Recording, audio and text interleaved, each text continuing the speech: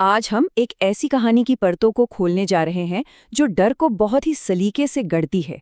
हम ये देखेंगे कि कैसे एक माहौल, कुछ इशारे और कुछ खामोशियां मिलकर एक ऐसा खौफ पैदा करती हैं जो कहानी खत्म होने के बाद भी जहन में रह जाता है। तो चलिए इस तूफानी रात के सफर पर सोचिए। एक अंधेरी तूफानी रात है, मदद की कोई उम्मीद नहीं, और तब कोई अनजान शख्स सामने आता है। क्या उस पर भरोसा किया जा सकता है? बस यही एक सवाल इस कहानी की जान है, और यही सवाल हमें सीधे उस खौफ के दरवाजे पर ले जाता है जिसे लेखक ने हमारे लिए खोला है। तो कहानी शुरू होती है हमारे मेन कैरेक्टर रघु से, एक आम मुसाफिर जो एक बहुत ही भयानक तूफान के बीचों बीच फंस जाता है, और बस यहीं से डर की पहली ईंट रखी जाती है। माहौल पर गौर कीजिए जरा। आसमान राख के रंग का, हवा में एक अजीब सी बेचैन करने वाली खामोशी, और फिर एकदम से मूसलाधार बारिश शुरू हो जाती है, इतनी तेज कि रास्ता दिखना ही बंद हो जाता है। ये सिर्फ मौसम का हाल नहीं है, ये असल में आने वाली मुसीबत का एक स्टेज है जो तैयार हो रहा है। तो रघु अब पूरी तरह से अकेला है, रास्ता भटक चुका है और अपनी बेकार हो चुकी साइकिल को बस घसीट रहा है। किसी भी डरावनी कहानी के लिए ये सिचुएशन परफेक्ट होती है ना? किरदार जितना अकेला और लाचार महसूस करता है, डर उतना ही गहरा होता जाता है। और ठीक इसी लाचारी के पल में, जब सारी उम्मीदें खत्म हो रही थी, घने अंधेरे से एक आवाज आती है। क्या रास्ता भटक गए हैं?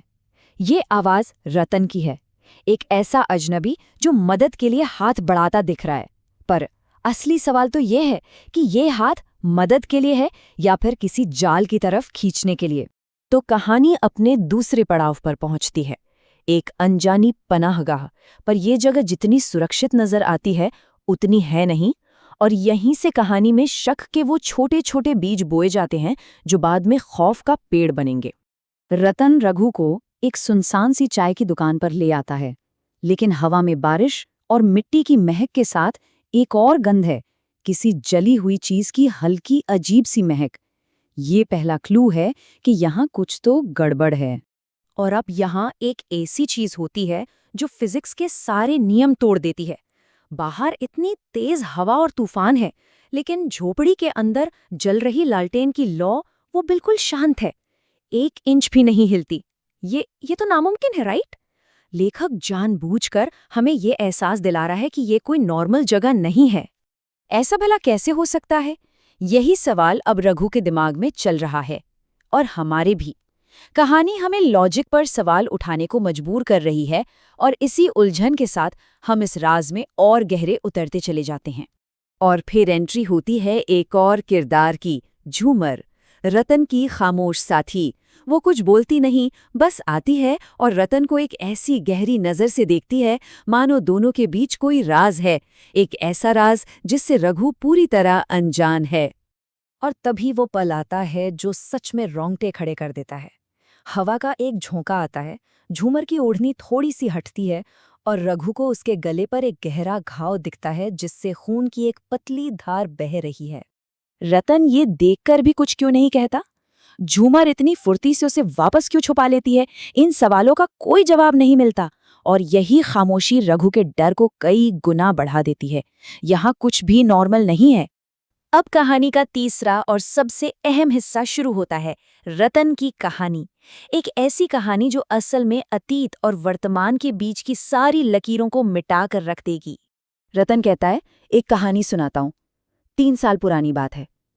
वो इसे ऐसे सुनाना शुरू करता है जैसे ये किसी और की कहानी हो, लेकिन जैसे जैसे कहानी आगे बढ़ती है, ये साफ हो जाता है कि ये महज एक कहानी नहीं है। कहानी है धोखे, गुस्से और एक भयानक बदले की।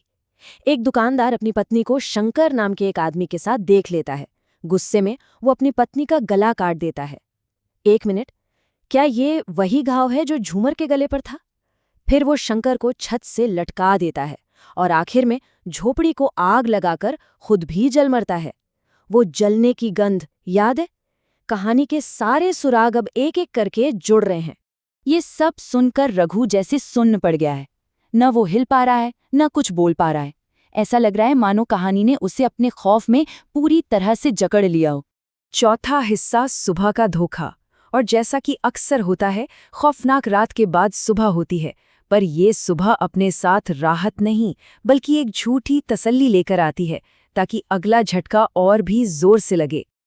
तो अब सुबह हो गई है, तूफान थम गया है। रात की सारी डरावनी बातें अब बस एक बुरे सपने जैसी लग रही हैं। रघु को भी लगता है कि चलो अब सब ठीक है, खतरा टल गया। रघु चुपचाप वहां से निकलने की तैयारी करता है। वो रतन को आवाज देता है, पर कोई जवाब नहीं आता। वो ज्यादा नहीं सोचता और अपनी साइकिल उठाकर निकल पड़ता है। लेकिन तभी उसे याद आता है कि पैसों वाला बैग तो वो अंदर ही भूल आया। बस यही एक छोटी सी भूल उसे सच का सामना करने के लिए वापस खींच लाती है। और अब आता है कहानी का आखिरी, सबसे दहला देने वाला मोड़। जली हुई झोपड़ी का वो सच जो रघु के पैरों तले जमीन खिसका देगा। रघु जब वापस पहुंचता है तो उसके सामने रात वाला नजारा नहीं होता। जहां रात में एक चाय की दुकान थी, वहां अब सिर्फ जली हुई लकड़ियों का एक ढांचा खड़ा है। जहां जलती हुई लालटेन थी, वहां अब बस राख है। और रतन और झूमर, उनका तो कोई नामो निशानी नहीं है। और बस इसी पल में सब कुछ साफ हो जाता है। रतन की कहानी असल में कहानी थी ही नहीं, वो एक इकबाल नामा था, एक कन्फेशन। रघु ने पूरी रात किसी इंसान के साथ नहीं, बल्कि एक कातिल और उसके शिकार की भटकती हुई रूहों के साथ गुजारी थी। रघु अभी इस खौफनाक सच से उभरने की कोशिश ही कर रहा होता है कि उसे अपने ठीक पीछे से एक आवाज सुनाई देती है। किसी के हाथ में उसका भूला हुआ बैग है। शायद तुम ये ढूंढ रहे हो। आवाज झूमर की है। रघु पलटता है। हवा से उसकी ओढ़नी हटती है और उसका वही खून से सना भयानक चेहरा सामने आ जाता है। कहानी यहीं खत्म हो जाती है, पर एक सवाल छोड़ जाती है। क्या वो रूहें आज भी उसी जली हुई झोपड़ी में किसी अगले भटके हुए मुसाफिर का इंतजार कर रही हैं?